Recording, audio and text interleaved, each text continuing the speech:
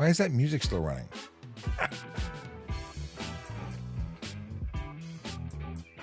I guess it had to end. It was the... No, it's still going.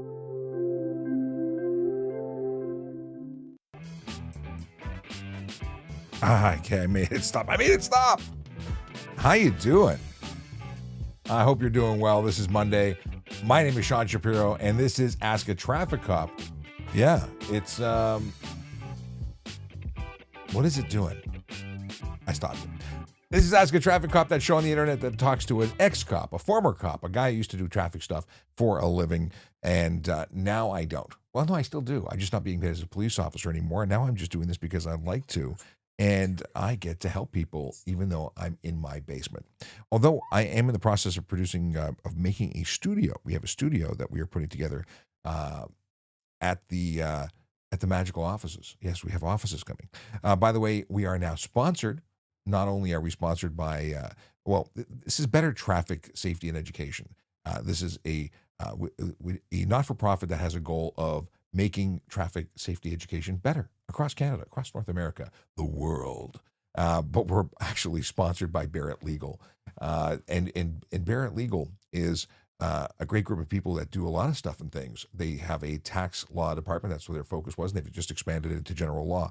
So we're excited to have them on to help us do what we do. Now, let's see what's going on. If we are, something that I'm playing with, look at this. I've got it all keyed up. Later, we're going to talk about police jobs. But what we're going to do is talk to you about stuff and things. Let's see what we got. We got questions and comments and things already. We've got Chase with good morrow.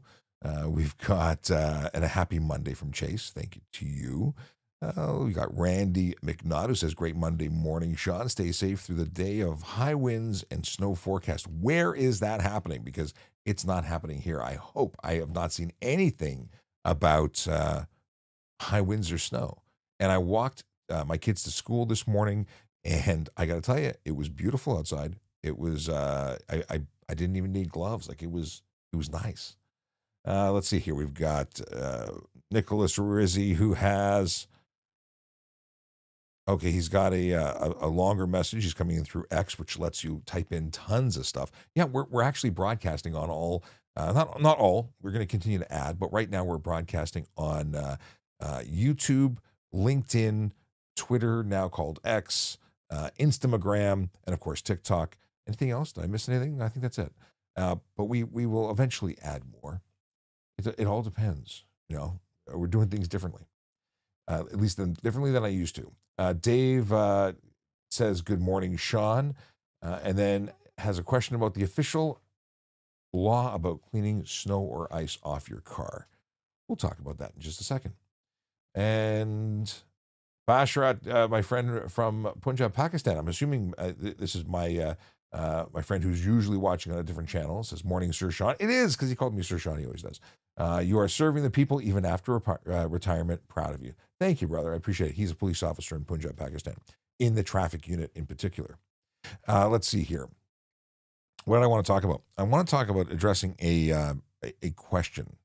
The question is, I want to go out of here first. There we go. The question was from last week, and it was about, can you get a DUI on a horse?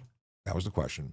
And I was doing some research. So it depends on the state. If you're talking about in the United States, let's see here. A Florida woman was charged with DUI for riding a horse while intoxicated. In Montana, horses are considered vehicles under certain DUI statutes. So that could lead to charges. In Canada, riding a horse under the influence is also is situation dependent. Now, I have no experience of this because horses aren't lawful to ride in the city of Toronto except by police officers or with special permits. So it's not a general thing. We're not riding up to the local 7-Eleven. However, if you go to Elmer, Ontario, horse-drawn buggies are a thing, but I've never policed there. So let's see here. Under the Criminal Code of Canada, impaired driving laws specifically apply to motor vehicles, vessels, aircraft, or railway equipment. Horses are not considered motor vehicles. So if you cannot, apparently you cannot be charged under impaired driving laws. However, under provincial laws, public safety and intoxication laws, you could face public intoxication or creating a hazard on a roadway, or even animal endangerment laws. So there you go. That I wanted to address the question from last week. And then we can move on to other stuff and things. Evandro coming in to remind that my Brazilian fan is watching again. Evandro, who started out as a viewer only, decided he had a passion for policing and applied and became an auxiliary officer with Peel Regional Police and is in the process to become a police officer. So we follow along and wait for the good news to, and of course, we look forward to attending your graduation when you finally make it to PC. I did go to Evandro's graduation to auxiliary police constable. It was a good day. All right, Nicholas, we got that queued up. Let's see here. All right, if you have any dad jokes, let me know it's a dad joke. Put it in the comments. If you want it to go up on the screen, put it in on YouTube, LinkedIn, or X, because then it makes life easier. Okay, just a bit of. Oh, and Carl Freeman says good morning. Awesome. Now, I just saw Dave ask about talking about the cool things you guys do for accident reconstruction, like equipment and stuff. I can talk about it briefly. I was never into collision reconstruction. I was a collision investigator, but I never worked as a reconstructionist. Those guys are the next level. The next level. Hey, if you're watching on TikTok in particular, please like and share the live. Tap the screen like until your fingers go numb, because what it does is it tells other people on the algorithm that it's worthy of watching, and it helps me out. So I appreciate it. It doesn't help me out like it makes me money. It helps me out because it helps me get to more people. All we want to do is help more people, and that is the way to do it. Like and share and subscribe and follow and all that jazz. Okay, let's go to Nicholas's question on the screen. On the screen. There we go. Nicholas says, I had a cop following me for a while. I was watching my speed, my area around me, and he still pulled me over, took my license and insurance, and asked if I had anything to drink. I said no. He gave everything back. He then let me go, but no warning or ticket. Okay, what you've described is a stop. And it may have been just a stop to make sure you were sober. And any police officer in the province of Ontario, in fact, I would go so far as to say any police officer in Canada can simply do that. Here's the deal. We'll stick with Ontario. I can pull you over. When I was a police officer, I could pull you over to simply check that you were a licensed driver, to check that you had insurance on the vehicle, and to ensure you were sober, aside from checking to make sure your vehicle is in safe condition. Because if it's not safe for the road, I could conduct an inspection. And then if it was unsafe, I'd pull your plates and you'd be walking home or taxiing it or some variation thereof. That is lawful even if you haven't broken any laws. It's a thing. And it's a good thing because oddly enough, we do pull people over for just a check, and we find out they're impaired or they're unlicensed or they're uninsured. So these are just random stops. They're perfectly legitimate. Generally speaking, we used to focus on driving behavior, and I love it. I would take trainees out, ride with new officers. I wasn't their coach officer per se, but I was coaching them in traffic. So they would come to traffic for a cycle to learn about traffic stuff. They'd ride with me, and I'd drive behind a car. I'd watch the wheel touch the line, pull them over, and then they'd end up getting arrested for impaired. So there were a lot of impaireds when I used to drive around, and that meant that you got really good at doing impaireds because you arrested a lot of them. That wasn't always fun for every new recruit because it's daunting to do new stuff, but I like it. I like new stuff.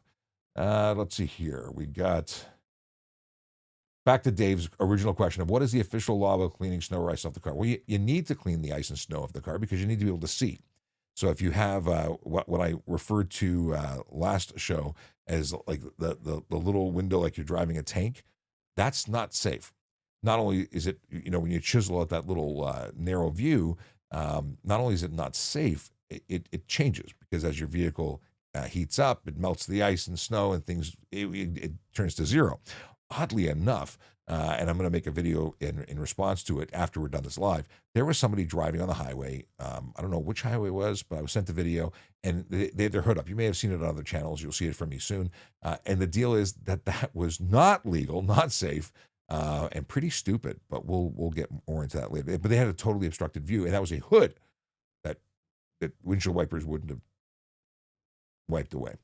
Yeah, if you can't see, it's an obstructed. So what could you be charged with? obstructed view. If the driver's view is obstructed, it's a charge. Could you be charged with a charge of insecure load? You could. It'll be triable in court. I think it's appropriate. Not everybody does, but I don't care what everybody else thinks.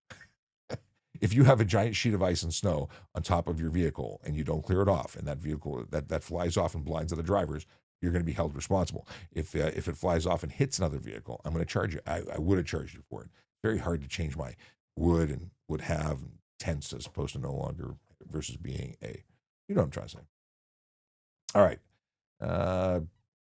And then further to Dave's question about reconstruction stuff, they have stuff in Toronto where they use a total station, and that may have updated or changed since I left. But they use surveying equipment to measure and track points on the ground. But many police stations or police departments have moved to more higher tech stuff where they use drones and surveying equipment that flies, so they can actually map things from above. I think that's where it's all going.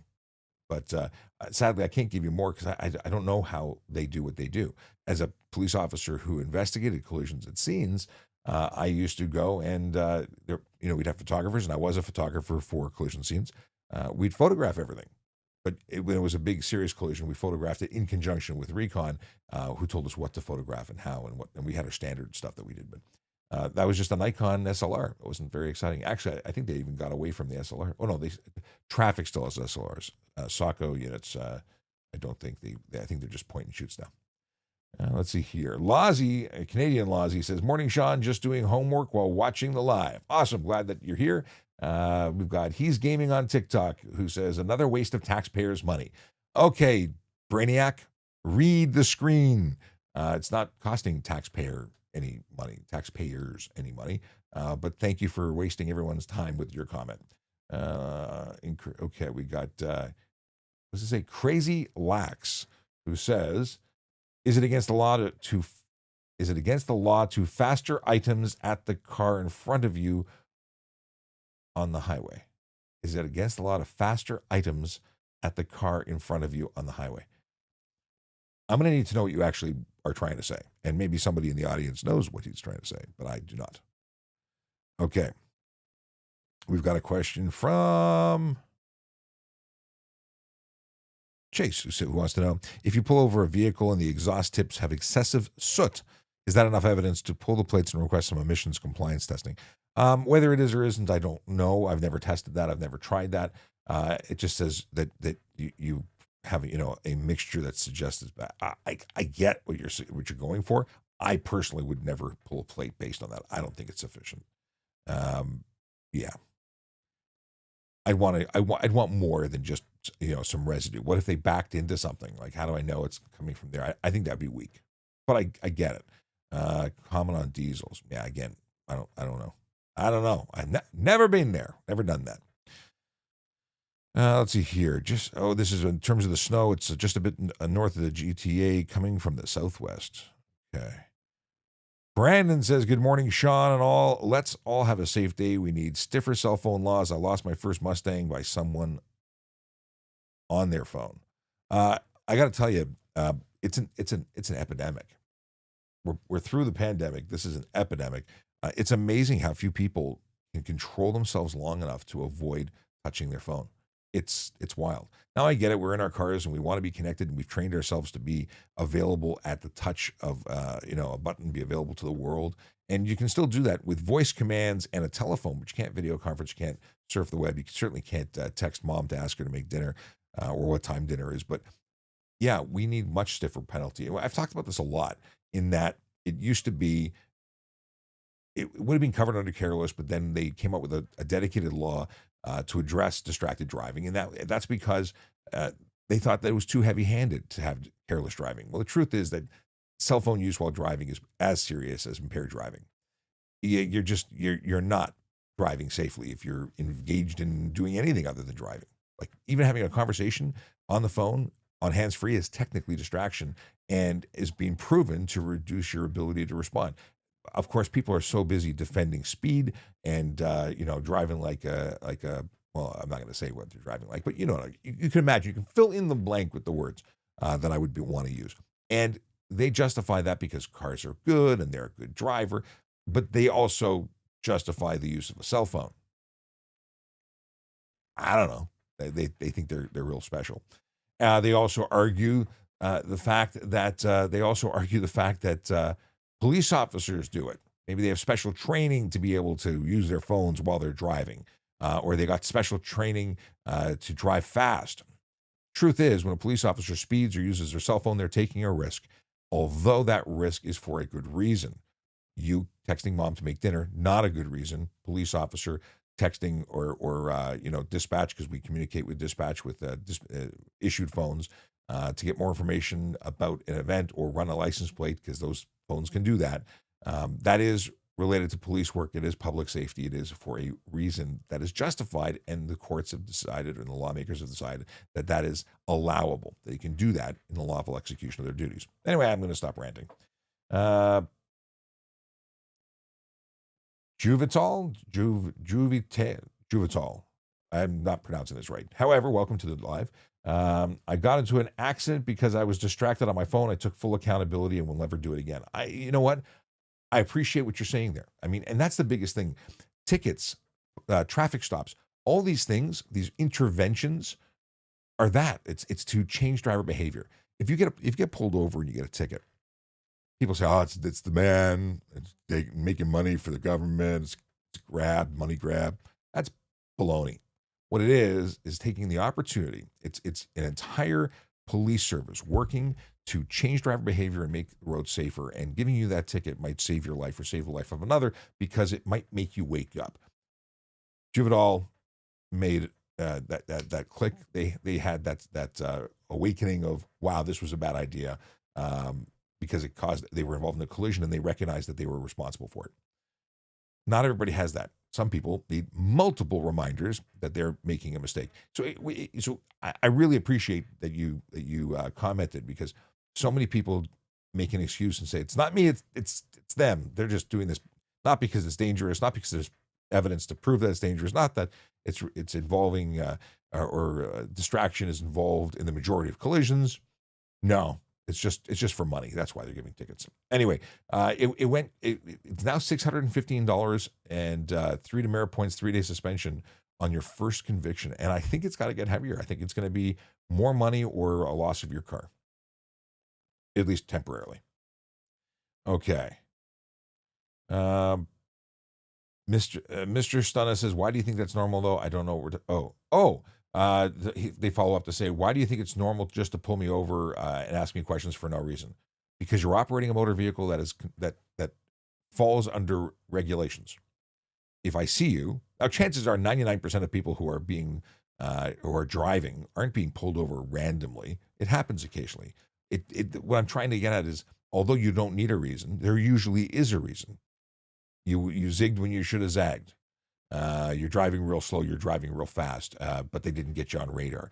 Anything that draws attention to yourself is enough reason to pull someone over. But it's not the reason, because they don't need a reason, because you're driving a vehicle, and the condition of driving a vehicle in the province of Ontario is that you can be stopped at any time to verify that you're a licensed driver, that you're sober, that you have insurance. Bob says, you miss being a cop. Hold on a second. It scrolled away. Oh, I got to go back to Northern Bear, but Bob says that you miss being a cop or you're enjoying the retirement. Both. I love being home for my family. I love being able to help as I'm needed. That's why I left the police service. But I miss being a cop, and I miss my colleagues and my blue family. Like I miss. It's what I always wanted to do, and I'm so happy that I was able to do it. So part of me is sad that I left. But I'm also really excited about what I'm doing and what the next chapter is, because even though I'm home and still being available to them, I'm able to come down here to my basement studio, or soon to go into the studio in the office, and be much more flexible for them while still doing essentially what I was doing as a police officer, just not getting paid for it through the police service. Let's see here. Why? So Northern Bear 67 says, Sean, why is more not being done on the training of shady truck driving schools to make sure they're trained right? That's a good question. That's regulatory. Like to get the signing authority, to get to be a driving instructor, there's obviously a standard somewhere, and the people who are licensing these companies and possibly not inspecting them, that's got to be done. That's something's got to be done to change it. 100%, you're right. But I don't know why more isn't being done. There have been uh, investigative reporters who have gone in and recorded people at driving schools, not specifically for truck driving, but I know for regular driving, and just saying, just pay me money. I'll say you took the course. That way you do 8 months instead of 12 months from your G2 to your G1 to your G. Sorry, G1 to your G2. So we know there's scumbags in all industries. It's just a matter of maybe they're understaffed. I don't know. Dean B709 says, so glad to see you. Happy New Year. Happy New Year to you too. Thank you. So glad to be seen. Ethan says, do you pay for parking every time? If I'm in a place that requires parking, yes. If I'm in a place that doesn't require parking to be paid, then no, it's not required. But I follow the law. Just like I drive the speed limit, I do the right thing. Now, I did park in a place I wasn't supposed to. I got a $50 parking ticket and I paid it. You know why? Because I'm a responsible adult. A responsible adult. That's what I do. Spider 3 Aces says, hey, buddy, how are you? I'm doing well. Thanks for asking. Junior the Boss says, it's Robert. JR the Boss. It's Robert. I'm not sure who JR the Boss is or which Robert. I do know a lot of Roberts. Make yourself known. All right, moving on. I haven't even sipped my tea yet. So it's funny. I like coffee. I like tea, but I really, for the longest time, rarely had tea. Like tea was something I had when I was sick. And now I really enjoy tea. Don't know why. And my kids enjoy tea. Oh, we got a dad joke. Hang on a second. Cut and paste this and plug it in here. Dad joke for later. Hey, we got Mike Harris on X. Mike Harris is a member of the Toronto Police Association and a good friend of mine. Good to see you, brother. I'm glad you were able to catch the live. Hey, if you're watching and you don't know who I am, my name is Sean Shapiro. I'm a former police officer who talks about traffic safety, traffic law, and police stuff. And I'm glad you found me because I answer traffic and police questions. So if you've got one, drop it in the question box. Make sure you throw a comment so we can actually talk about what you want to talk about. We mentioned the fact that we answered a question from last week that I wanted to do some research on about a horse and impaired driving. Obviously, the horse is not impaired, but if you're impaired riding the horse, can you be charged? We discussed that earlier on the show. By the way, if you ever want to watch this again, because on TikTok in particular you can't, but on YouTube you can. If you go to VoiceOver Cop, the YouTube page, or if you go to trafficcop.ca, you can get links to all of my accounts, as well as the podcast. So when I finish the live stream, I download it, then I pop it up into Spotify, which then disseminates it across all the different or most of the different podcasting apps. So if you want to listen on Apple podcasts, or if you want to listen on Spotify, you can even watch it on Spotify. They support video. Anyway, it's there for you. So if you're listening only in the audio format, you can be driving around and maybe you can only pop in for a minute or two. And maybe you want to hear more, but you got to go to work. And then by the time you get to work, you're now an hour behind. And tomorrow or Wednesday, we do another episode. So now you're 2 hours behind. Friday, another episode. So, and that last Friday was 2 hours I was live streaming. So anyway, you can synchronize it to your phone and you can take it on the road and not break the law. So that's pretty cool. Okay. What are we doing here? We got Kayla waiting at the hospital. Sorry to hear that. I this is part of your regular deal, so I shouldn't be so sorry to hear that. Sorry I'm not closer, otherwise we can go for lunch. Let's see here. LJ says, good morning, Sean. We miss you. We miss you having Sergeant Campbell on with you and other guests. Yes, things like that will come back. I hope that Sergeant Campbell can jump on. That would be awesome. I miss him. But having other guests on will be is absolutely something I'd like to do. I even put it in the description when I posted the video depending on the platform you're on. Actually, LJ, if you look at the description on YouTube, it says, if you're a police officer and you want to jump on the live, let me know. Reach out to me. So I should actually reach out to Murray and see if he's available. This is all being sort of, when I can and less planned. But we're getting to the point where we're going to make it regular. It's going to be regular. Okay, Spider 3 Aces says, I know Mike Harris, just a really nice tall dude. He's an awesome tall dude. He's taller than me. Not many people are. He's 6'7"? I'm 6'5". He still makes me feel short. What's your opinion on police audits, like people who go around filming the public? That's from Nate62. So I really didn't like police audits because I think most of them are instigators.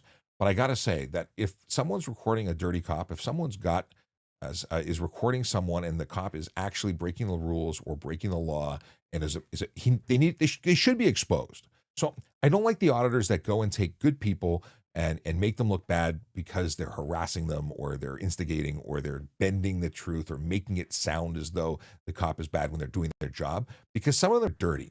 I don't mean the cop, I mean the auditors. They're dirty. They go there and they harass cops or they cause other people to call the police on them, like open carry people, just constitutional right carry, just walking around with weapons on, even though they're legal. It's dumb. Sorry, it's in the States primarily, but it's dumb. Why would you scare the public like that? People are calling the police are investigating, and you're just being a guy who says, I'm legally allowed to, and I don't answer questions. That's just ignorant. But then there's people who are out there doing the right thing, and they happen to record it and catch someone doing the wrong thing. I don't have a problem with that. That's not really an auditor, I guess. But anyway, what I'm trying to say is if a cop's doing the wrong thing, catching them is not a bad thing. If they're doing the right thing and you pivot the truth or corner them to make them look bad, I don't like that. That's my opinion. Bernhardt's okay. Ethan says hate the auditors. Sarah wants to know how retirement's doing. Retirement's doing well. It's weird, it's different, but I like it. Let's see here. Is having AirPods in while driving considered distracted? That's a question from Sarah, and the answer is no. It is not. It is not against the law. However, it's not necessarily a good thing. So the big question is, earbuds block the outside or ambient noise, but so does blaring your stereo. I would argue that someone who has 600 watts of stereo pumping hears less than someone who's listening to low-powered music or podcasts in their ear. But some places have laws that prohibit you from doing it. Now, Ontario is not one of them. You can have both your headphones or you can wear big cans like this on your ears. Perfectly legal, and I can still hear stuff outside of my headphones because I'm not listening to anything really loudly. If I had noise canceling, I would hear less. But it still wouldn't be illegal in Ontario. In places like BC, you can only have one ear covered. So you can have a Bluetooth headset that covers one ear, but not wear both. Spider 3 Aces says, you need to get Detective Constable Sean Jarvis on. Sean and I actually did a podcast years ago, and unfortunately he had bad audio. His audio and internet connection was coming in and out and just broke up. And I think the through broken telephone, someone told him that his segment was shit. It wasn't. The audio was crap, but he was great. I'd love to get Sean on here one day, but he doesn't really do traffic safety. He's about gangs, right? So it's kind of outside of the stuff I talk about, but I'm happy to have him on if he ever wants to go. Let's see. Brar says, is it illegal to go quick? 0 to speed limit quick. So hammer down to the speed limit could be illegal depending on the scenario, depending on what people are seeing. Like if I'm a police officer standing on a corner and I see people all freaking out because you just never mind squeaking your tires, you're just making a lot of noise. So unnecessary noise could be a thing. Maybe you're not making a lot of noise because you got a Honda Civic, but maybe people are freaked out. They jump out of the way. Did you narrowly hit some? It all depends. Simply going 0 to 60 quickly, not specifically against the law. Could it be something? It could be something, but it's unlikely that it would be something. Okay. Ethan says, oh, wait. Yeah, and Ethan quite rightly said, hearing is not a necessity for becoming a member, being a driver. You don't need to be hearing. You can be hearing impaired and be a driver. So there is a little difference. Someone who's hearing impaired and can't hear is very aware of what's going on. In fact, there's many drivers who are deaf and are very capable and are paying attention to what's around us. Someone who's rocking out to the goldies and oldies may not be paying attention, not just because their hearing is impaired by the music, but they're busy, not focused on driving. Different situation. M wants to know, is it true that courts fining harder for stunt drivers? Well, stunt driving comes with a $2,000 to $10,000 fine. It comes with up to 6 months in jail. It comes to a 1 to 3 year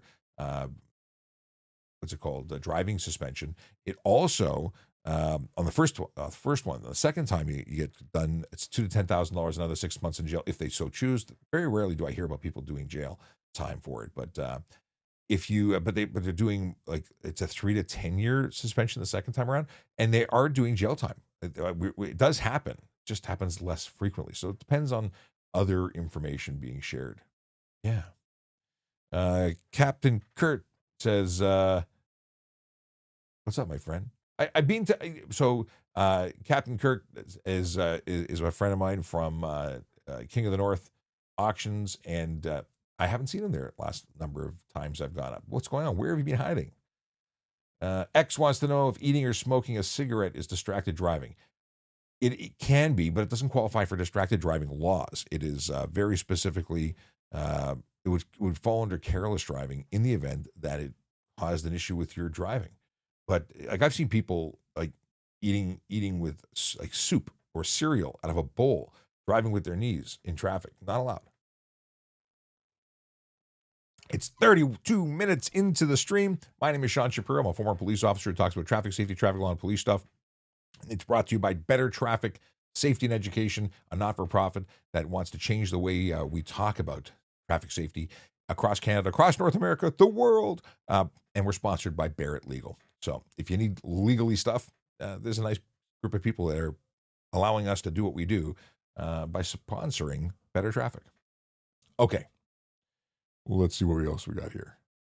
Oh, by the way, if you're watching on TikTok, please smash the screen with likes until your fingers go numb. Just helps more people find the stream. And of course, if you're watching anywhere else, like, follow, subscribe, share. Really would appreciate it. Okay. The snow plowing. I don't see the rest of your username, but what up? How about not cleaning the snow off your roof? You want to know what the ticket would be? We talked about it earlier. If you're not clearing the snow off your vehicle and it's blowing all over the place, if you're preventing people from seeing, or if sheets of ice are blowing off, you could certainly be held accountable. If it hit another vehicle, would you be indirectly or directly responsible for the collision? Yeah, you could. If it was witnessed and the officer got that information, or even if you didn't know what happened and they got your license plate with a wonderful dash cam, then yes. We'll talk about dash cams in a minute, but absolutely, you could be held responsible. At very least, your insurance could be called, and they would ask for stuff and things. Let's see here.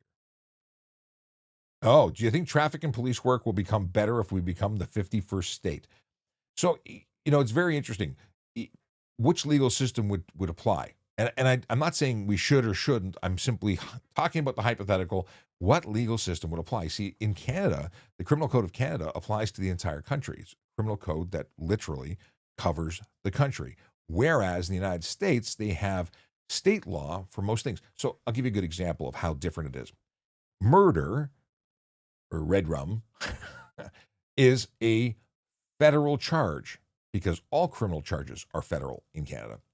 But in the United States, each state has a different version of the charge because it's a state charge, not a federal charge.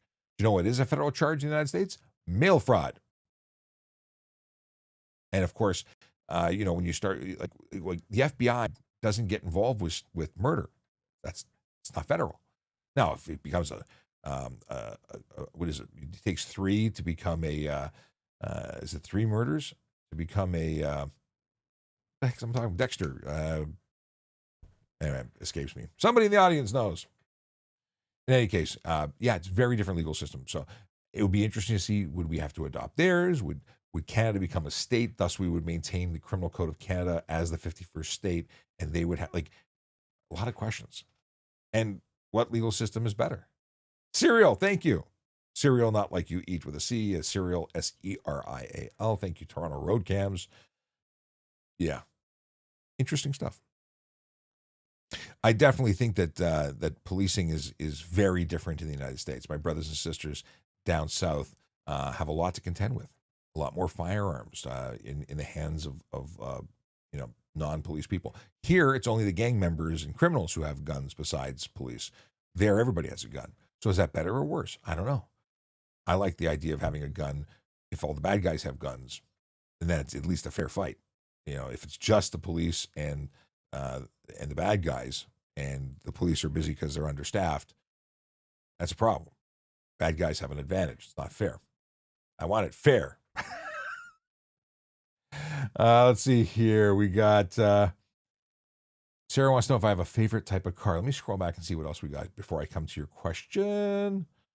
And Harmer Heat Brar says, I have an Integra Type S. It comes manual stock and makes pops and bangs burbles. Is it illegal? It may not be. If it was so egregious, so loud and annoying, it is possible that you're not burning properly the fuel mixture that you're putting through, and you've got unspent fuel that you're throwing out into the world, and that might be a problem. But generally speaking, if it hasn't been modified, it had to meet standard when it was certified and when it was manufactured. It's probably okay. Just a burble tune on its own, not generally horrible, but then people modify stuff and make it just obnoxious. So it's a good question. And most times we don't. I'm not aware of anyone who messes around for a burble, just for a little bit of the gurgly noise. When it's a boom, it's a problem. Do you have a favorite type of car? Has being a traffic cop influenced your vehicle choice? So Sarah, here's the thing. I'm 6'5", 300 pounds. And as such, I don't fit into everything. So while I have many vehicles that I like, that I've seen on the road, that I've had the opportunity to drive, they're terrible in terms of comfort. So I like full-size trucks, stuff I fit into. Yeah, my favorite truck, and although it's not even realistic, and it's not the most comfortable, but the Hummer H1 has been long been my favorite. And it's not the biggest, even though it looks chunky. I like F-150s. I like trucks that give me lots of legroom and comfort and all the fixins. Captain Kurt says, I'm in the back now getting your stuff for you. Plus, it's cold out there. Well, there you go. So I'll have to message you and let you know when I'm there so we can say hello. Captain Kirk is sorry, Captain Kurt, not Kirk like Star Trek, although I wonder if there's a connection there. He works at the King of the North auctions, which I have to go to this week. I don't know when, though. We'll figure it out. Okay, Ale says, is it illegal not to have a muffler on my car? The answer is yes. A muffler is a requirement as long as your vehicle was manufactured while that requirement was in effect. So if you have a old Model T, I don't know what year, the Model T probably doesn't have a muffler, but it probably has other stuff. So if it's a classic car, if it predates muffler requirements, then it would not require one. If it was a vehicle from the 70s, does it need a catalytic converter? I think if I'm quoting Sergeant Campbell correctly, that would have predated catalytics, but it would probably have a smog pump. I don't know. I'm not a mechanic. But he knows stuff and things about those types of vehicles. And if it is a vehicle, like for instance, a vehicle that doesn't have seatbelts because it predates seatbelt law, doesn't need seatbelts, so it's grandfathered. That's what I'm getting at. But if your vehicle does require it and you don't have it, then it would be an improper muffler or no muffler, and it would be a charge, and that's a problem. Okay, we got that. Coming back to find out what I meant. There we go. Richard Goodwin says, even playing the radio is distracting, 100%. Okay. Hey, if you're watching and you don't know who I am, just because I'm reading and I want to give you something to do, please like, share, subscribe, follow, comment, ask your questions. If you're lurking, if you've never asked a question, please do. We love new questions. Okay, Nicholas says, you said stunt driving is between $2,000 to $10,000. So who decides what price to set the fine? Also, where does the money go? Schools, more cops, street repair. So that's a good question. So $2,000 to $10,000 is going to be based on the justice of the peace who's sitting, and they're the independent trier of fact. That here's your case. They choose. They could choose to be, nice or not so nice, depending on, and they can determine whether or not you need to go to jail. That's up to them. They're like the judge, but they're not a judge. They're a justice of the peace. So that in terms of where the money goes, it goes to the province, and there may or may not. I've never really paid attention to this. May or may not split it with the city. I've been told that it's provincial money, but some of it may go back to the city directly. I've never cared. I know that there is a victim fine element, a percentage that goes to a victim fine surcharge that goes into a fund to give money to people who have been the victims of crime. So let's say someone was robbed and they fell down and broke their arm, they would be able to apply for funds through this cash, this cash of cash, and they'd be able to get some money, not big money, but some money. Let's see here. Talked about that. Do you have any more information on the crazy hit and run in Pickering? No, I don't. I haven't. I'm not even. I don't think I even know about it. What is it? My friends downtown can hear the pops and crackles from miles. Really? It's terrible. So noise. I have a podcast that we filmed. I don't think it ever got published, but I want to bring them back. It's No More Noise Toronto. They're a group that actually has sensors they distribute across. Or you can buy a sensor and be part of their program, but essentially you can measure how much noise is being produced in your environment, and it's vehicle noise. They can identify what kind of noise it is from it. Amazing. People can't sleep, people can't work, babies crying, all because these obnoxious vehicles are out there. So yeah, it's a problem. Sister just got her G1. I'm a full G driver. What is the requirement to being able to drive with her? So that's user with lots of numbers beside your username, or that is your username. So here's the thing: you have to have 4 years experience, and that as a driver, your G1 time doesn't count. G2 and G together count. So if you had 3 years as a G2, 1 year as a G completed, you would qualify. If you're questioning whether or not you qualify, bottom right hand corner of your driver's license, there is a little version of yourself, a little mini me photo. Well, to the left of that, you should see 4 dots vertically arranged. And if you have those 4 dots, well, then you're qualified. If you don't have them, you're not. Don't risk it, because if you aren't sure and you find out you were wrong, they get charged for G1 drive unaccompanied, and they get a suspension on their license. They will get a 30-day suspension. It's not good. They're also technically not insured. Rocky, thanks for the follow. Left turn red light on a one-way street. I do it all the time. So that's DJ Spate. I don't know if I got that right, but the answer to whether or not it's legal, if you're asking, if it's one way to one way. So if you are turning left on a red to a one way from a two-way, it's not legal. If you're going a left turn at a red light on a one-way street to a one-way street, that is the only time in the province of Ontario where it's legal. We got it? We good? Yeah. Don't do it otherwise. Also, make sure that there's no sign prohibiting it. User, oh, it's very funny. So the user who asked about the sister with the G1 says, "I've been asking and you do not reply." I just did, but I can't read and answer your stuff while I'm reading and answer somebody else's stuff who asked before you. It's a thing. Okay. Car truck stuff says donuts on empty snowy parking lot. I guess you want to know if it's legal. It's not legal. It is absolutely not legal. It is stunt driving, and stunt driving bad. It's one thing to learn how to drive. It's another thing to break the rules. And doing donuts has no safety requirements. That's just having fun. I used to do it when I was a kid, and it wasn't legal when I was a kid. So, haha. But it is illegal now. You're damaging the roadway, and that roadway is private property. You're damaging private property that belongs to someone else. It's just not okay. So don't do it. It's stunt driving. You will end up losing your vehicle for 14 days, your license for 30. Then you get into that whole $2,000 to $10,000 fine, up to 6 months in jail, 1 to 3 year driving prohibition on conviction. Like it's not worth it. Let's see here. Thank you, Sarah, for chiming in and letting folks know that it is that I'm trying to catch up. Okay. Danny wants to know, can a pedestrian be liable if they don't follow their traffic light? Let's talk about that. So it's not, if you as a pedestrian walk into an intersection on the red, you can get ticketed for it. And if you can get ticketed for it, you're definitely liable, right? You're breaking the law. So if you get hit, you're probably not getting paid. And I hate to make it like, yeah, you can get a ticket for it. Forget tickets. Let's talk about getting paid.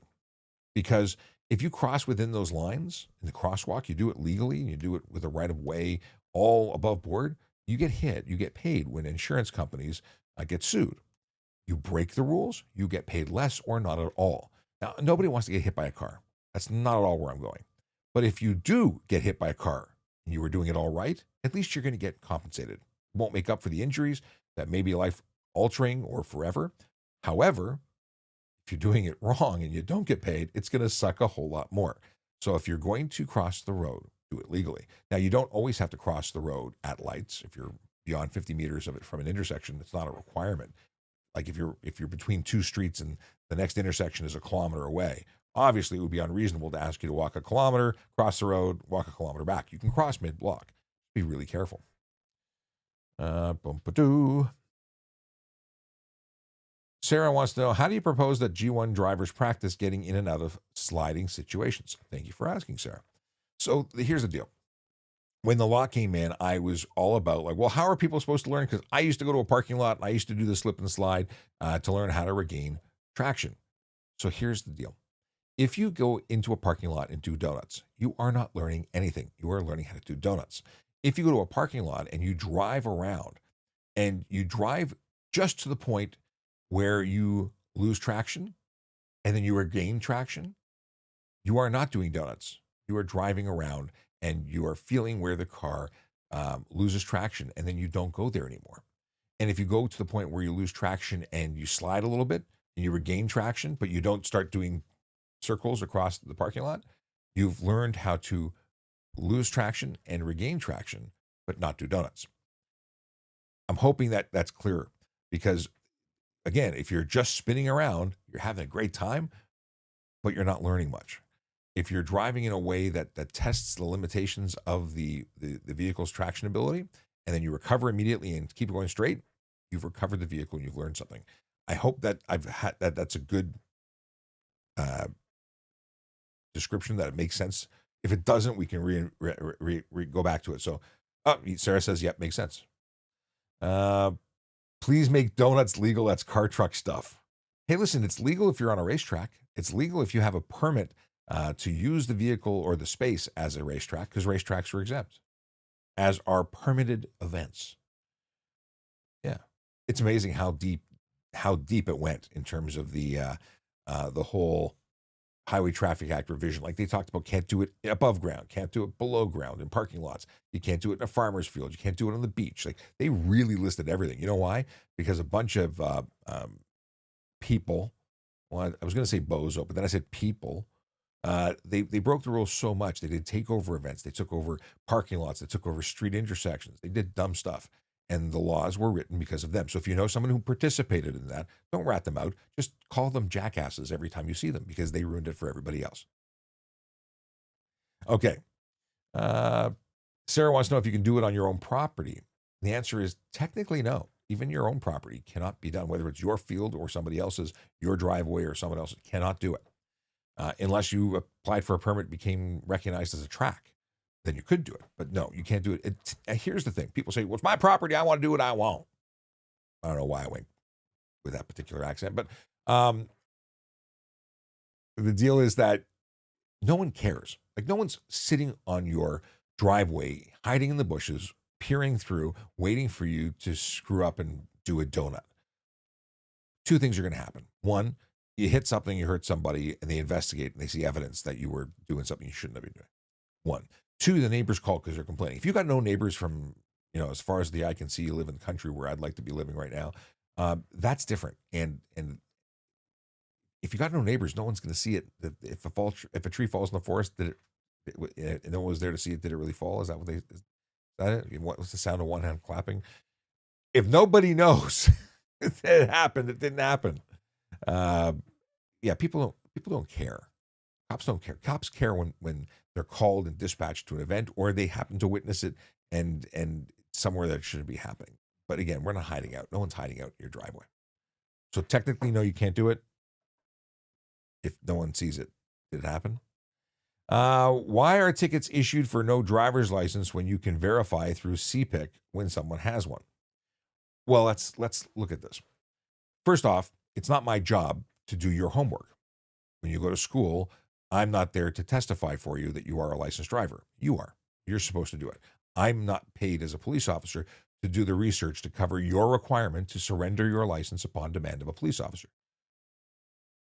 Like, uh, no, it's your responsibility. You are contractually obligated, in fact, when you sign that license to say you're going to surrender it when demand is made by a police officer. So, one, you've now wasted time. You never surrendered it. You can't, and there's more to it. There's security features in there. I have to now do an investigation to confirm who you are and who you say you are to whether you really are that person. Because I've had people that I've pulled over who claim to be licensed, although they forgot it at home. And then you investigate them, and then you find out that really they never had a license. It was their twin brother who had a license, but they were suspended. So now even your baloney excuse that worked your entire life ain't working no more. So it's part of it is because you need to be able to verify and account for who you are and what your qualifications are, and it really helps make things move a lot faster. But ultimately, it's because you're responsible to do it. So do it. Uh, but yeah, the security functionality and first of all, having one versus surrendering. The charges fail to surrender. Not having a license means I verified you're not licensed and I'm charging you for driving without a license. Two different charges. What about the people who say they're licensed but they're disqualified? Like, why are you making my life more difficult? You should be doing your part because you're a driver who has to follow the law. Boom, boom, boom. Forgot what that button did. Car truck stuff says, are we in China? I don't know where you are. I'm not. X wants to know routine check versus sober check. So you're asking a ride check versus a stop to confirm that you are licensed, insured, and in fact sober. One is that we're doing this specifically. Like there are moving ride and there are ride check locations where they check everybody or as many as they can, and that is a ride check, and it's being challenged to see if it's if it interferes with your rights, and the answer is it does, and the courts have supported that it's for the betterment of society and safety of all, so it's being permitted. A routine check, if they're pulling you over just to check that you have your license, that you're sober, and you're insured, it really falls into the same thing. But you are legally permitted to, as a police officer, pull someone over without any offense having taken place, adding words that don't need to be there, and do the same thing. Likely Caden, what was your rank when you were a cop? So I was a police officer. I was a constable, which is a first class constable is what I was when I left. That was my rank. Prior to being a police officer, I was a supervisor in the court services unit. I was a special constable unit that handles safety and security in courthouses and prisoner transportation and whatnot. I was also an auxiliary sergeant, but those were not as a police officer. Those were as other roles. So I had been involved in management prior to becoming a police officer, and then I was just a regular cop who specialized in policing. Sarah wants to know how I got into policing. I started as an auxiliary constable. I volunteered my time, and it was a great go. If you have any interest in policing, I would suggest thoroughly that you look into becoming an auxiliary officer. Great way to even if you never want to be a police officer, just you want to have the best experience volunteering possible. That's it. That's the way to do it. In fact, let's take this opportunity to talk about careers. If you are looking to become a member of the Toronto Police Service, or if you want to be a member of any police service, check out their website. They put up lots of information that provides lots of useful bits of info that will help you with the not only knowing what there is to apply for, but like the stuff you need to know that you're going to be hearing about in interviews to prepare. Like learn about the organization you want to join and serve, and learn about the community you want to serve in. So obviously, if you want to be a police officer, there's great information available here, and a big old button that says apply now, which is what you press to start your online application process. It's all online now. Talks about what the requirements are, what the schedules like, things that you would be wanting to know, like how much money do you get paid. So when you're hired and you go to the college to be trained, you're getting paid almost $70,000 a year. You graduate and it's over 76. When I was a first class constable, top rate was 109, 338. These are all the benefits. And here's the thing. It's not about the money. Yeah, police officers get paid well. Actually, I would say they don't get paid enough. but they get paid well compared to many positions. And people get upset that police officers get paid, and they don't take into consideration all the costs aside from giving up all the birthdays and being there for family. Like, the reason I left policing was because I needed to be around for my family. I couldn't stay doing what I was doing because it was demanding, and people don't appreciate that. But here's the auxiliary police officer or auxiliary officer role. This is the the volunteer information. They wear uniforms. They go out and they serve the community and assist police with doing all sorts of jobs. And sometimes it's closing down a road or putting on a little red nose for the Christmas Santa Claus parade. Whichever way it is, it's a great way to volunteer. So, look at that. They got a little video. I don't think there's Sam. I see Sam. Check it out. If you're interested in volunteering, it's a great way. Let's look at civilian roles, because I always love looking at civilian roles. I want to know what they're hiring, because you don't have to be a member of a uniformed unit to serve. Multimedia specialist in corporate communications, volunteer chaplaincy. Yes, they have members of the clergy who come and help, and they are amazing. Infrastructure engineer, don't know what that is. Intermediate technical analyst for the 911 for communications. Communications operator, unsung heroes, so the people who answer the phone and talk to officers and tell them where to go, sometimes nicely, when you call for help. So when you call 911, you're talking to a communications operator.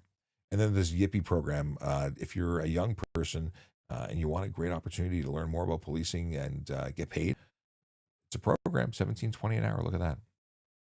Promote youth participation and exposure to the work environment through diverse educational and productive work assignments. Yeah, you get to learn stuff and things. All right. Let us. This is what I want to do. Just going to prep this here. Cool. Nice. Just getting this ready for later. Cool. Because I want to talk about dash cams. People always ask me about dash cams. Question outside of traffic law: which software do you use to stream across multiple platforms at the same time? This is Restream. I'm using Restream as my virtual studio. It's what I researched a number of years ago and was using when I was a police officer doing the same thing for the Toronto Police, and I found it to be phenomenal. Now, in terms of there's other things I'm using in addition to Restream. I'm using also what is it called? It is called Ecamm Live, and Ecamm Live allows me to do a bunch of things in terms of design and the green screen, and they're the ones that have the camera effects. The only thing that Restream's doing is broadcasting over multiple platforms and allowing me to pick up the chat and put it on screen. So there you go. Thanks for asking. If you have more questions about that, feel free to reach out. Go to trafficcop.ca. If you go to the bottom, it actually has links to all those, and they are referral links that will give you a discount. So check that out. And if you have questions, reach out. I'm happy to chat with you. Nicholas wants to know: do the FBI or CIA or RCMP or CSIS send scouts out to find good cops to recruit them like an MLB scout try to recruit? I have no idea. If they do, it's super secret. I have no idea. I was never tapped, so I guess they didn't need a TikTok traffic cop. Just saying. I never got the call. Do I feel bad? No, I'm good. My cousin used to work for the FBI, so before he went to be a big time lawyer in the automotive industry. He's been retired for a long time. All right.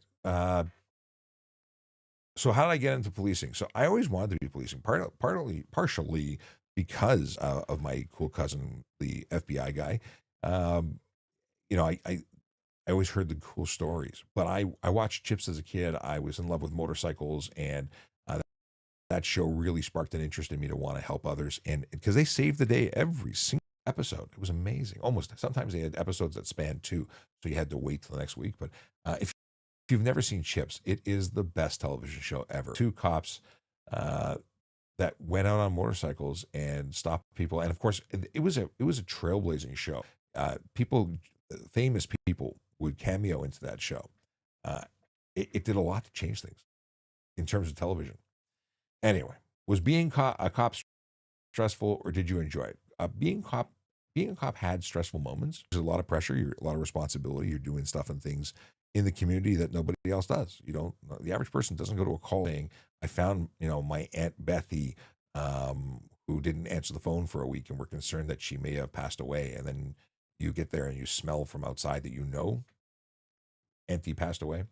You do a lot of death, a lot of heartache, more than most people experience their entire life in that job. And then for people who are traffic specialists who get into collision investigations, then you're going to all the things where people who are just trying to get to work or go to soccer with their kids, but something happened and their life was upended. Either they were just a collision and their day was screwed up, or they lost family because someone decided to use their phone, drink and drive, speed, and their life and family is fractured forever. A lot of stress, a lot of stress, a lot of therapy. People go to therapy. Back in the day, therapy was taboo, but therapy is a good thing. The police services really understand that it is a stressful job, and they work to make it better for members. Hey, if you're watching and you don't know who I am, my name is Sean Shapiro. I'm a former police officer who talks about traffic safety, traffic law, and police stuff, and we're here talking about stuff and things. If you want to talk, feel free to jump into the conversation. We've been talking about everything from traffic laws to sort of covered about, was it stressful? I talked about stressful. Did I enjoy it? I absolutely loved every second of it. I was a motor cop before I got injured, and I did get injured in a collision where a driver pulled out of a gas station, and I got a boo-boo. I got several boo-boos that kept me off the road, and I miss it terribly. I'd be a cop tomorrow if I could, but the family needs to be at home. 82X says they scheduled a fitness test 5 days away. I'm worried I won't make it to level 7 on the beep test. Are you training? Can you do it? Have you done it before? Have you never done it? You need to train for the test you're doing. Many people say they go for like a 2-kilometer drive, and driving would be much less difficult to go to level 7. Anyway, yeah, they do a marathon and they wonder why they can't pass the level. You need to test to get to level 7 and then confidently do level 7 before you can't just wing it. This is not something you show up and I've never done this beep test. I hope I do okay. If you don't think you can do it because you need to pass that, call them, ask for advice. My way of doing it, I was just at a recruiting event that Evandro had planned a couple Saturdays ago. And I was talking to a young lady who is in Ottawa and is a member of the Ottawa Police Service. How you doing? We talked about strategies. My strategy of how I got past the test in Forte, it's an NO2 max test. So I took a 20-meter piece of rope. I laid it out essentially in I used to have a building that had a courts, tennis courts. And what I did was I marked off on the rope where the beep lines are, where you have to pivot. And I would do the beep test, which I had available. You can download it. And whenever I failed, whenever I got to the point of exhaustion, I stopped. But what I was doing wrong, and what you're doing, if you're training like most people, is they take a break and start at level 1 again. Well, level 1's real easy. And if you do level 1 to level 4, or level 1 to level 6, and then you start again, are training to get to level 6. So here's the piece of mind-bending advice. If you got to get to level 7 and you fail at level 5, level 6, level 7, wherever you're failing, stop, let the beep test continue, catch your breath, and jump back in as soon as you can. If that means you can do 1 or 2 extra lengths at the speed you need to be at level 7, if you've taken a break. If you have to take a break again, take a break. Maybe you jump back late. Do it as long as you can. Maybe you get 2 lengths. Take a break. If you cannot continue, and then you keep doing that, and then eventually you just can't even like, you're just not a ninja. You can't run like the wind. You're never going to get across at level 11, 12, whatever it is. Then you rest. When you come back, number 1, not the same day. I'm suggesting you take a break. You jump back in at level 1 and you do the same thing next time. You take it to as fast and as long as you can. And if you can get to level 6, but you got to get to level 7, you take your pause at level 6, because that's where you failed, you burnt out, you couldn't push anymore. But you got to remember, most of this is mental. If you just keep going, you can. Like, I passed to graduate. I had to pass to graduate to become a police officer. I was recovering from an injury at the police college. So I was I was risking not passing if I, cause I basically at OPC, I was recovering. So I came back from OPC, had post OPC at the Toronto Police College. And then I was told, hey, you got to do the test today. And if you don't pass it, you don't graduate with your buddies, classmates. I made the determination that, I said to myself, the only way you're not passing today is if you die. I passed. The person I was running with did not. There you go. I hope that helps. If you want to chat about this more, reach out to me. I'm happy to chat. All right. Totally Fried says, tell us about zippering and how it keeps traffic flowing. Oh my goodness. I wish everyone understood zipper merge. It is truly the way to keep things moving. So let's say you're getting onto the highway. You're getting into you're taking the on ramp, and there's a giant 500 meter merge lane, 500 meters long. People jump in at the first opportunity they see. So I need a diagram. Stand by. Merge lane, zip, if we can find something that's good. Ah, look at this, an infographic. I love infographics. Is it going to load? City of Saskatoon. That's not what I want. Replace screen sharing. Here we go. So let's make it bigger. I like bigger. Bigger, better. Here we go. That's a zipper merge.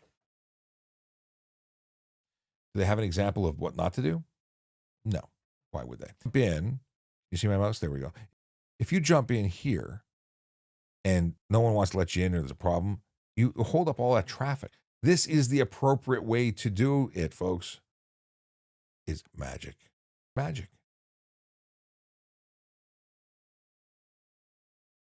Let me see if I can find another example. Yeah.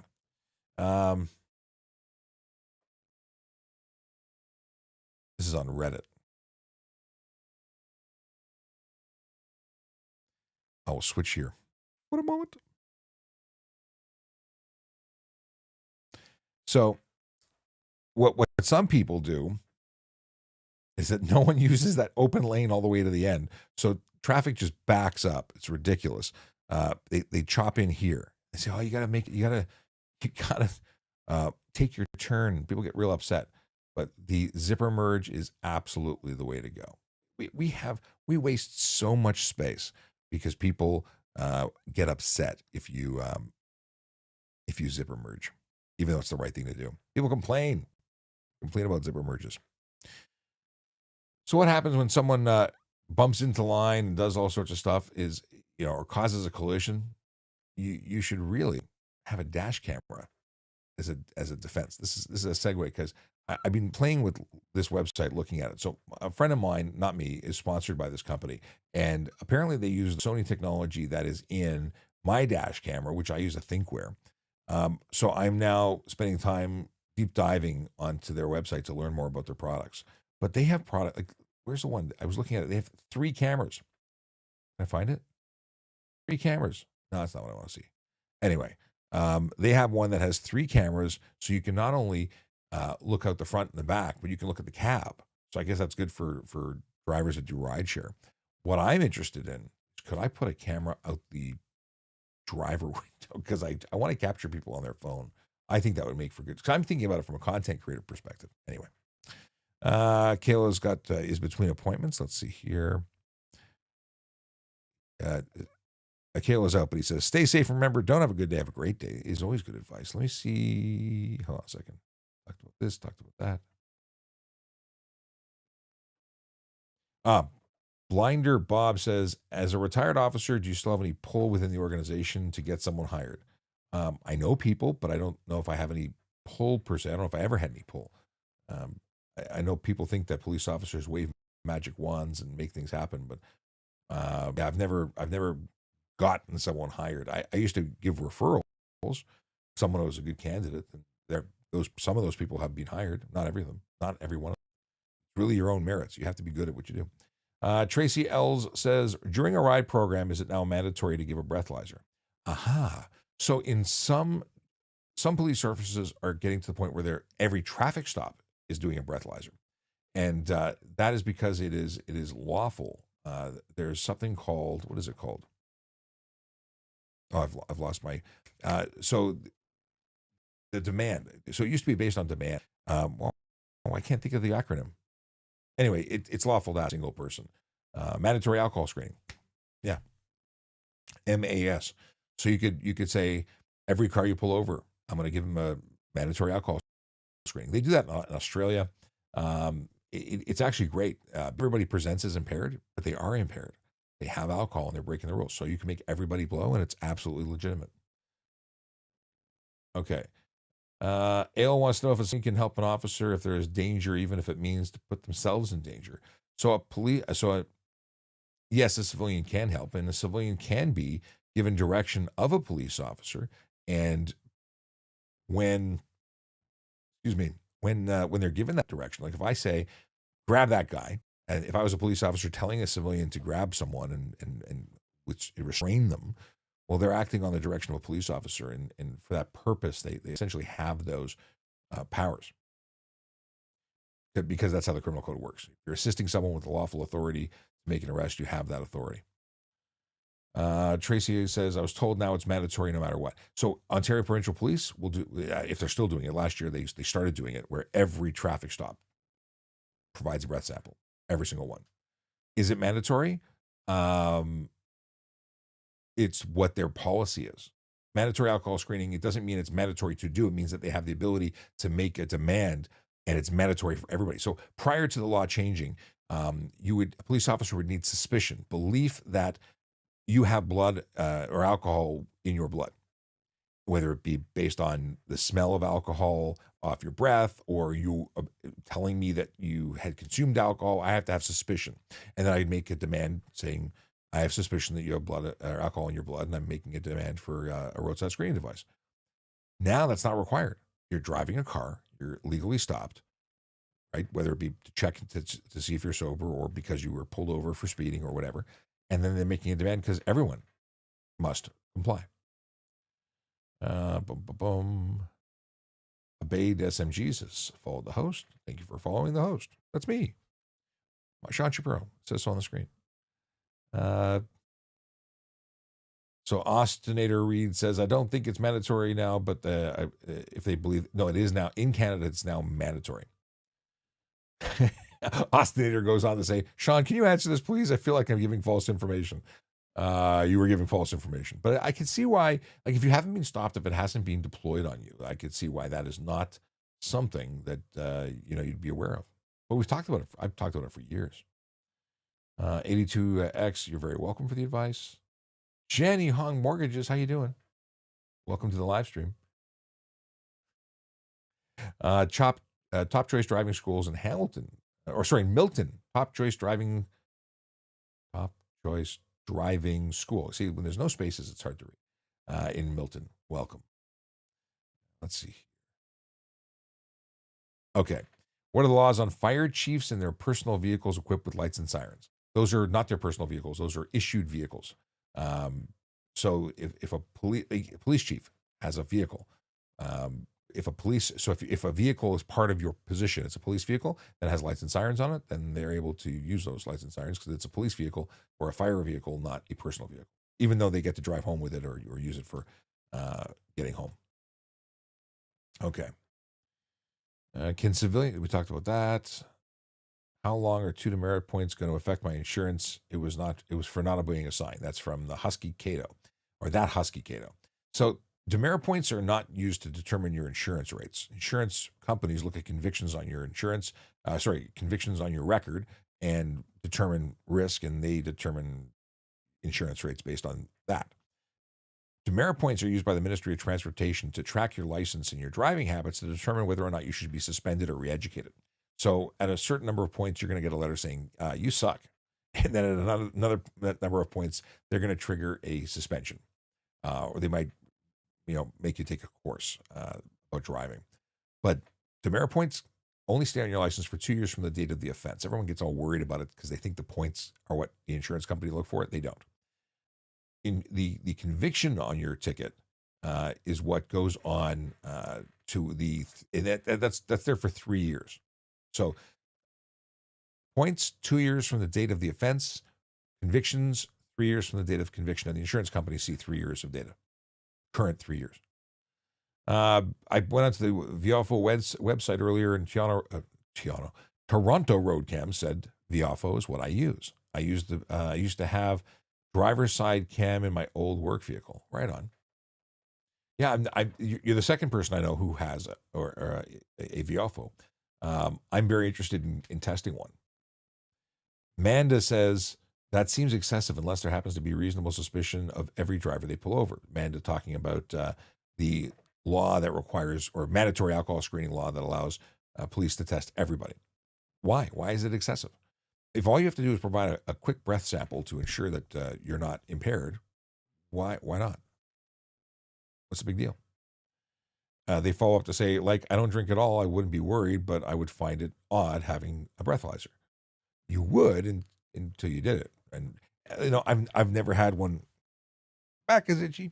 I've never done one as under mandatory alcohol screening. I've never been asked for a breath sample.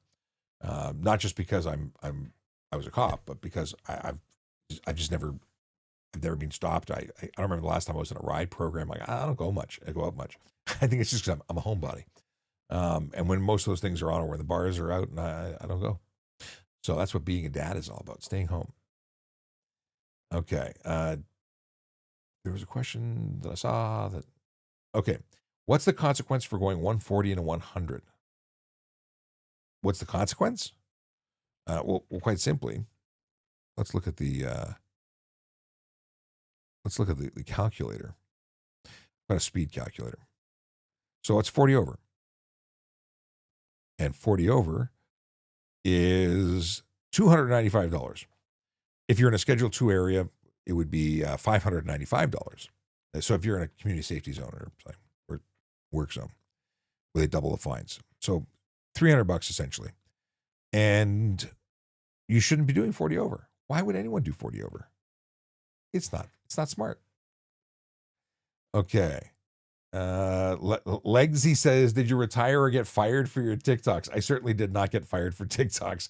I left. I did leave early, but I could have stayed for another 8 to 10 years, but I left for family reasons. In fact, I've been asked if I could come back and do it part-time just to handle social media. My biggest problem is the commute, 3 hours. It's a 3-hour return trip. Not because I'm 3 hours away one direction. It's the traffic in Toronto that sucks so badly that it's an investment of too much time. To drive downtown. I won't do it. Okay. Totally Fried says, thank you for describing zippering. Other drivers get so mad. They do, because they think you're butting the line, man. You're getting 10 feet in front of me. You're going to, I'm not going to get there first. And I've been here longer. Like, it's just so pathetic. Let's all get together and just go places faster. Not faster speed, faster because we're more intelligently and cooperatively driving. Yeah. All right. Let's see here. Amanda says, yeah, I've been through a couple of ride programs and it was no big deal because I don't drink. Yeah, I never get worried. Marcus, thank you very much for the gift. I got a heart thing that I didn't get to see the animation of because it doesn't show on my screen, but I see it there and I know you did it. Thank you. Modine says, thank you for your service. Thank you very much for acknowledging my service. Why did I quit the first? I left because of family reasons. My family needs me at home.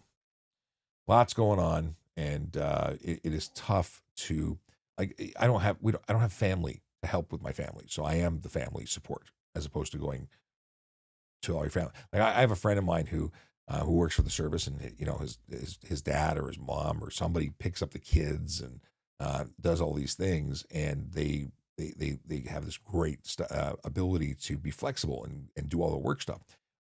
My family's older, so I don't have that support system. So if you have family that helps you, and you've got young kids, and you've got grandma who comes, like I lost my mom a number of years ago. So I just don't have that support structure. And when my family was going through some difficulty with some health, I needed to step up and be that. And that meant me leaving the police service. Okay. Crystal 80 says, is it illegal to use your hazard lights while driving in blizzard-like conditions? Crystal, check out the article I put out in on my x.com account under VoiceOver Cop, or look at bettertraffic.ca.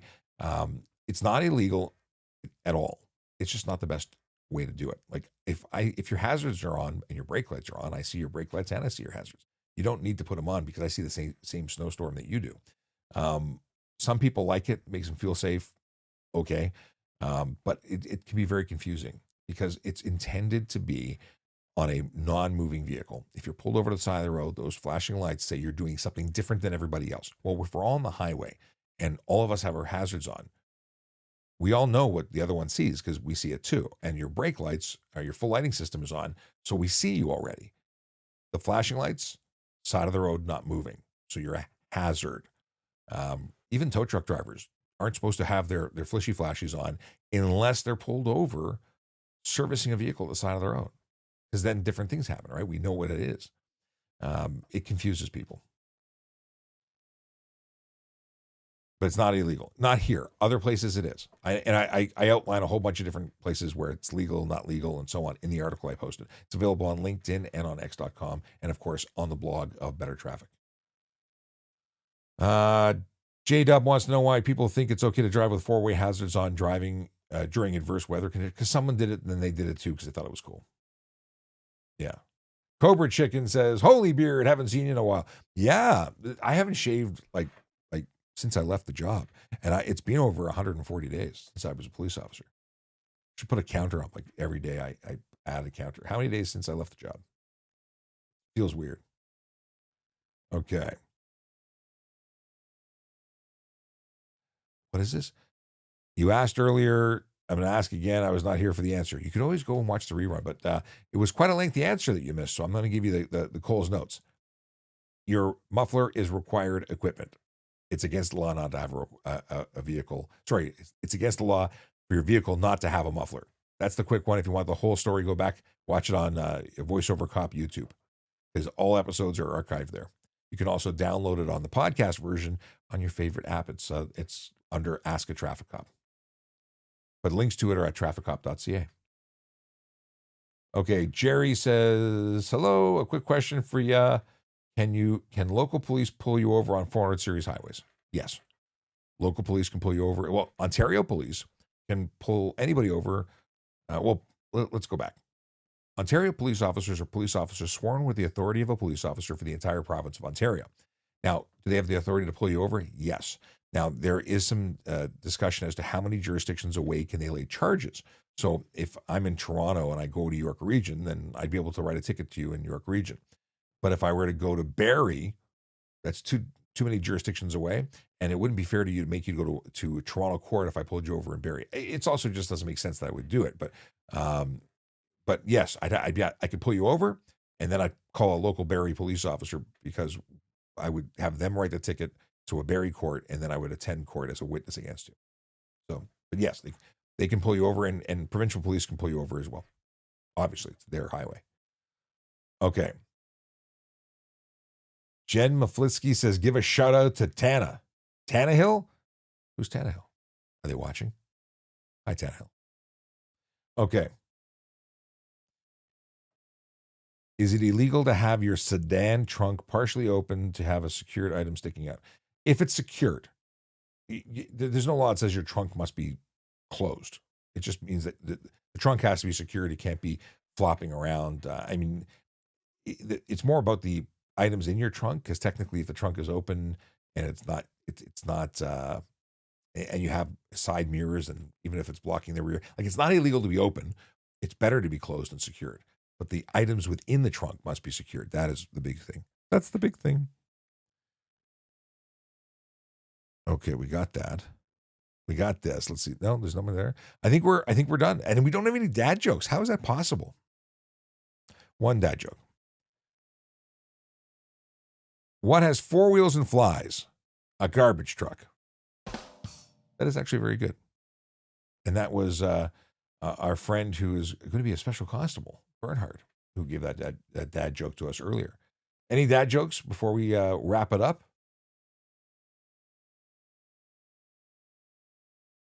What is the legal size of knife to carry around? That's from MB. So I don't believe that there is a legal size stipulated in the Criminal Code of Canada. Here's the big thing. Do you have a Swiss Army knife? Is that a pocket knife? Is it a tool? Is it for self-defense or is it for cutting boxes? The deal is that if you have a knife that is 6 inches, 5 inches, 8 inches, and it's for cutting boxes or cutting trees, or if it's a tool, it's lawful. If it's for self-defense, it's no longer a tool. And how you describe it is what it is, right? It's cutlery. But if you say I carry it because I'm worried about getting robbed, well, you're going to jail. You're going to get arrested for carrying a weapon. But if you say I spread butter with this, I just like butter wherever I am, then it's not a weapon because you've said it's not a weapon. It's a tool. Really depends on what you're doing, what you're saying it's for. But what do you need a big knife for? Here's the biggest thing about knives. If you don't know what you're doing with a knife, whether you're opening boxes or otherwise, you're going to get hurt with it. And I don't mean that because you're going to cut yourself while buttering your bread. I mean, someone's going to take it from you and hurt you with it. Don't, it's a fist fight until someone brings a knife. And if it's your knife, bad things are going to happen. Okay.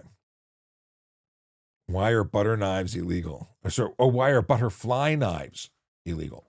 A butterfly knife is actually called a balisong. It is a knife that deploys. I don't have any pictures or I was trying to 3D print one. No, I downloaded the file to 3D print a trainer just to goof around. But it's basically one that opens up, and you see them in the movies where people flip around. It's effectively, it's specifically listed as a prohibited weapon in the Criminal Code of Canada. So does a switchblade, a button that has a button release of a blade is illegal, prohibited. Out the front knives, single button press shoots out the front. They're not legal because they're listed as not legal. Do I think that they're terrible, horrible knives? Like, if you can take your knife and flick it, it's illegal. Like, knives have requirements. In some countries, a knife that locks open is illegal. Like, I think it's Germany. You can't have a locking knife. You cannot lock in the open position. And they don't mess around. All right. Ethan says, why does it seem that any self-defense is illegal? Because we live in Canada. Yeah. It's frustrating. I don't want to get into that. I believe I like the Second Amendment. I like the way the United States runs it. If I could, I'd carry 24/7 every day, all the time. I'd sleep with it. I don't care. I believe in my ability to protect my family. However, the law doesn't support that here. Okay. What did you do as a special constable in court services? Why did you become a PC? I always wanted to become a police constable. And originally as a special constable, I was courthouse security. Like I did prisoner transportation, or escort to the courts. I did general security in the building, wand station. I did it all. I did that as a part-time officer for years, left and came back 5 years later. And I did it as, at a different courthouse, same service, different courthouse. I became a location training officer, training other court officers as a coach officer. And then I became a supervisor. I was a supervisor at Old City Hall. Gwen Johnston says, good morning, Sean from Brock, Vegas. What's going on, Brock, Vegas? Gur says, hi, Sean, genuine question, but do all cops pull over people for camping in the left lane? Do all cops? Do cops pull people over? Yes, they do. Do all cops pull people over for that? No. But absolutely. Camping in the left. So what is camping? Driving in the left lane if you're not actively passing. If you're driving the limit, I really have no reason to pull that person over. I pull people over for speeding more often. But if you're driving slowly in the left lane, you're putting yourself out there to be a risk. So I'd rather pull people over for speeding than camping, but people do get pulled over for that and charged, especially by the OPP. Being Human wants to know, colorful tire cap valves for cars, glow in the dark, is that legal? It is legal. I would avoid ones that blink in colorful lights, but glow in the dark ones I have no issue with. Here's the biggest thing: be careful what they're made out of. If they're made out of aluminum, they bond to the brass of your tires, and you have to cut off the valve, and bad things happen. Oscar wants to know if they can carry pepper spray. Will I go to jail? You can have dog repellent, which is pepper spray, but you're not allowed to deploy it for use against humans. It's against the law. You can get charged for deploying a noxious substance to a human. So you get into weapon of opportunity. It's a whole different discussion. But let's say you walk your dog, or you walk at night, and there's lots of dogs and coyotes. Could you justify having pepper spray that is marked for animal use against animals? Yes, you can legally carry that. If you get attacked while you're walking, and it's not by a dog, but it's by a human, is that legal to pull out and use your pepper spray? Well, oddly enough, go look up and read about weapon of opportunity. So it's not something that you intended to use against a human, but it became the last ditch effort, and you were in fear of your life, so you took your pepper spray and sprayed them. Could you justify your actions in court? Yes. Could you still get charged criminally? Yes. Welcome to Canada. So, but same thing goes for a pencil. You carry a pencil, right? It's a writing utensil, but if you stab someone in the eye with it because they're trying to kill you, that's a weapon of opportunity. Will you get charged for it? Yes. In the United States, they would give you a medal. Here, we'll arrest you. Let's see here.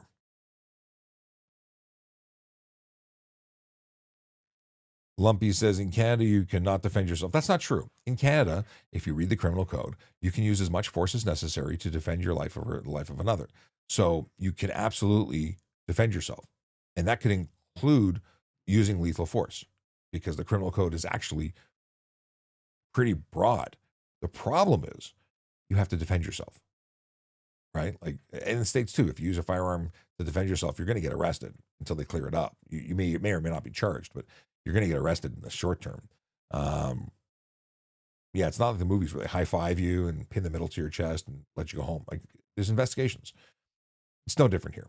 But can you defend yourself? You absolutely can. But then you really hope there's a lot of good evidence and witnesses. 82X wants to know how long I'll be live for. I was supposed to shut it down 32 minutes ago, but I've been yapping. But I think I am going to go because I got stuff I got to do. Last one, though, just because Bunny Hill says, average ballpark percent chance the cop who gave me a speeding ticket will show up for traffic court. 99% chance expect that they will show up. 99%, because they're paid to. It's their responsibility. If you don't show up to court, you're going to get documented by your boss and lose 4 hours pay, unless they excuse you. So let's say they're short on the road today. Cop needs to go to court, but you know what? Somebody got hit by a car and they need you. You're not going to court. And then you win the lottery. But I wouldn't bank on it. I would assume they're going to be there. Yeah. All right. I went way long, and I do that. I enjoy talking with you, speaking with you, chatting. But here's the deal. I will be back Wednesday morning, 10 a.m. I'll do this again. If you follow me on VoiceOver Cop at X, I announce when the show is going to be usually. If you're on LinkedIn, I plan the shows and they get scheduled. So you'll see YouTube. If you go onto YouTube and follow me there, I don't have many. Actually, please go to YouTube. Please go to YouTube and follow me there, because I've only got the other channel. We had 3,500 followers on YouTube on VoiceOver Cop. I've only got like 250. But if you go there, you can actually schedule for notifications. And when I schedule a live, it'll let you know. And that's a good thing. It makes life easy. Totally Fried says, I love your channel. Thanks. Well, thank you very much. I appreciate you. And Oscar Can says, thank you very much. And Tracy L says, have a nice day. Richard Goodwin says, Sean's a maggot. I'm not sure where you're, are you trying to say like a MAGA? I don't know. I MAGA with I don't know what you're going for. I don't think he meant maggot like a fly larvae. I think you're talking about MAGA something. But I'm not Make America Great Again because I live in Canada. So people are being... Anyway, Cane Blade 2049 says, can no longer cut it as a real cop. Huh, typical. Cane Blade, well, I was involved in a non-duty collision as a member of the motor squad when I could no longer go on the road. Spent 5 years in administrative duty, where I reinvented myself as a media relations and traffic safety educator. And then I actually decided to make a move to support my family in the most effective way possible, which meant leaving the police service to take care of my family. But yeah, man, I don't know where you're going with that. Actually, came back and said, "Oh, my bad." Okay. When do I go live? That's 82X who wants to know. Generally speaking, it's Monday, Wednesday, and Friday, 10 a.m. That's the goal. I'd love to be able to go every day, but I've got stuff to do and appointments that take me out of the house. So I've been experimenting with the idea of doing some night lives. I did that originally when I retired, and I think they're pretty good. So maybe I'll do a couple of evening ones. I just don't know when yet. It's tough. I got kids and family responsibilities. So 10 a.m., easy to do. Monday, Wednesday, Friday, and we'll see. We might expand from there. Okay.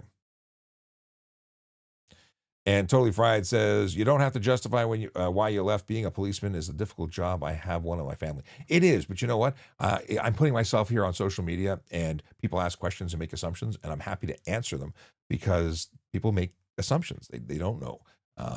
And a lot of people have a bias against police for whatever reason. They had personal experiences. And I can see how not every experience is good. Like the kid whose, parent gets arrested might hate cops because they love their parents, they're biased, and they see the police officer who might be protecting the community, but taking their parent away as the bad guy. Because everyone's the hero in their own story, right? And or the victim in every story that isn't. It's all perspective. The cops go out and save the day and arrest the bad people, but those bad people might be somebody else's parents. So hero, but villain in that arrested party's story. It's all perspective. Should probably talk about that one day. All right. It has been a slice. I have gone way long. We'll see you Wednesday. Have a great day. Be safe. Drive sober. Park legally. Otherwise, Aaron Urquhart will come after you. Have a good one.